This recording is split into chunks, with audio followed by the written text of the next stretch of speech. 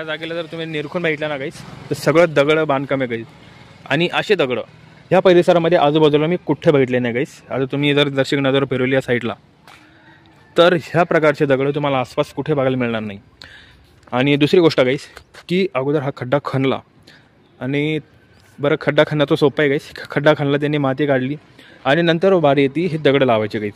कारण ज्या पद्धतीने कापलेले आहे गाईस तर छन्नी हातोड्याचा वापर करून एकदम काटेकोरपणे कापलेले आहे गाईस.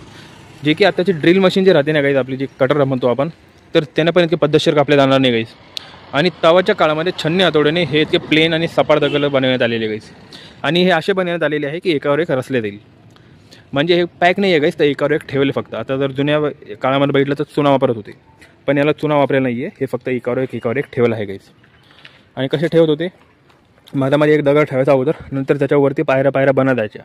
आणि जोपर्यंत तुम्ही इथपर्यंत येत नाही म्हणजे जे सपाट जमिनीपर्यंत येत नाही गाईस तर तोपर्यंत तुम्हाला अशा पायऱ्या बनवत राहणं पडते. म्हणजे त्याने फायदा असा गाईस की जिथपर्यंत पाणी वरती येईल तर तुम्ही सेफली पाणी घेऊ शकता. आता जसं जसं पाणी खाली येईल तर एक पायरी मोकळी होत जाते म्हणजे तुम्ही त्या पायरी उभा राहून खाली पाणी घेऊ शकता गाईस. आणि एक विचारायचं करायची गोष्ट म्हणजे की दगडे आणले कसे असेल तेव्हा. आणि बरं आणू तर ठीक आहे मग त्याला असं प्लेन पद्धतीने कापायचे गाईस आणि ते एकावर एक ठेवायचे. आणि याच्यामध्ये गाईस ते मधला जर दगड काढला ना तर ते सगळं पडून जाईल गाईस. इतके मोकळे दगड आहे पण ते हलतच नाही गाईस. ते फार म्हणजे सिस्टमॅटिक पद्धतीने ठेवले गाईस.